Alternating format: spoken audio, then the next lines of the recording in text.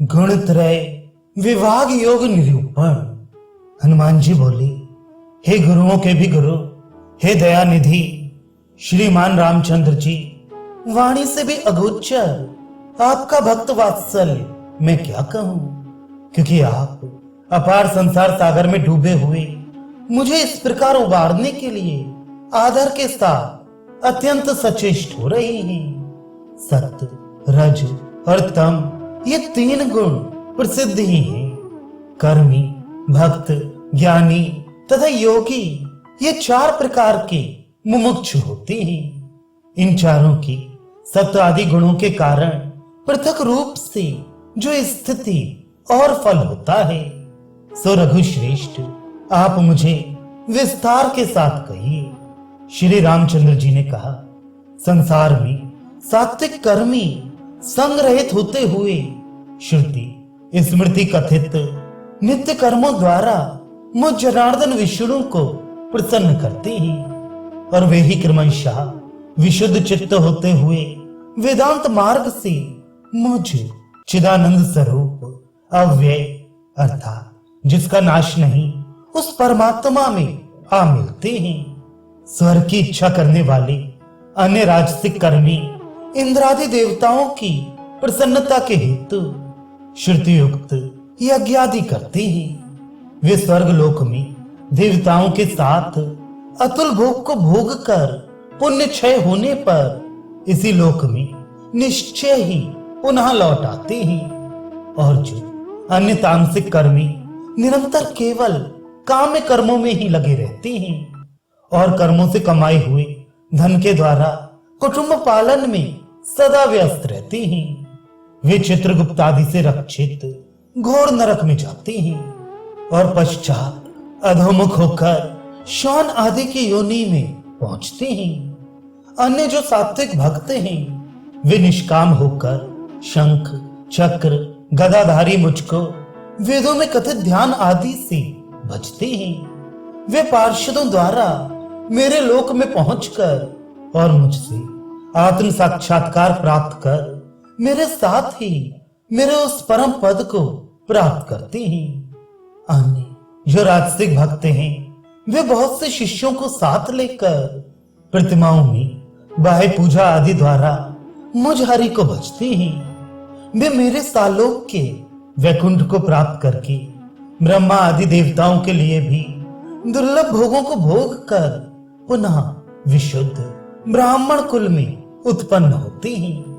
अन्य जो भक्त वेशधारी तामसिक भक्त हैं और जो वेद कथित आचारों से विमुख होकर धन आदि के लिए मुझे भजते हैं, वे इस लोक में नीच हैं और नरक में जाकर ही उनके हृदय में पाप छिपे हुए होने के कारण वे पुनः श्वान आदि की योनियों को प्राप्त करते हैं। जो सात्विक ज्ञानी हैं, वैराग्य आदि से विभूषित हैं, जीव ब्रह्म की एकता के विचार में मग्न हैं, अपने आश्रम संबंधी आचारों से तेजस्वी हैं, चाहे वे सन्यासी हों, गृहस्थ हों या कोई और हों, वे अत्यंत दुर्लभ मेरे लोक में पहुंचकर अंत में मेरे साथ मेरे उस परम पद को प्राप्त करते हैं। अन्य जो राजसिक ज्ञानी हैं, जिनका कि चित्त संसार में लगा हुआ है और जो शिष्यों के साथ वेदार्थों का कभी कभी चिंतन किया करते हैं, वे भी मेरे लोक में श्रेष्ठ भोगों को भोग कर पुनः इस लोक में जन्म ग्रहण करते हैं और पूर्व शुभ वासनाओं से युक्त होने के कारण शीघ्र ही मुक्त हो जाते हैं। अन्य जो तामस ज्ञानी हैं, जिनका कि चित्त विषयों में आसक्त है और जो धन प्राप्ति के लिए शूद्र आदि को वेदार्थ कहते हैं, वे महाघोर रौरव नरक को भोगने के पश्चात वेदों को अत्यंत कलंकित करने के कारण श्वान आदि की योनियों को प्राप्त करते हैं।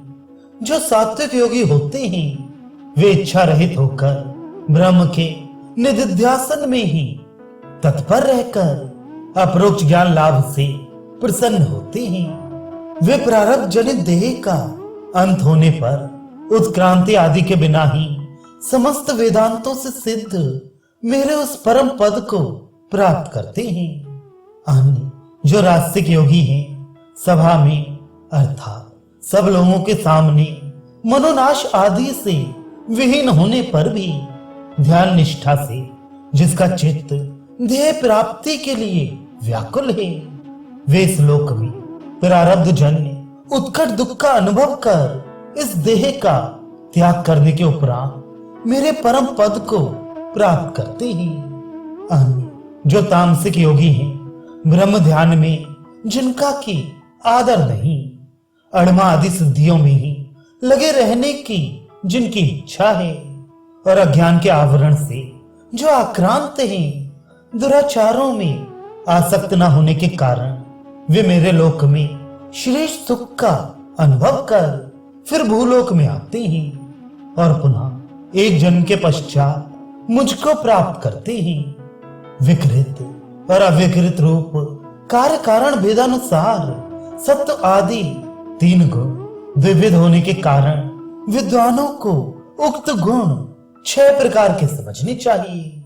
इनमें से कार्य रूप त्रिगुणों से युक्त 3 प्रकार के योगी होते हैं और कारण रूप त्रिगुणों से युक्त क्रमशः 3 प्रकार के जीवन मुक्त होते हैं।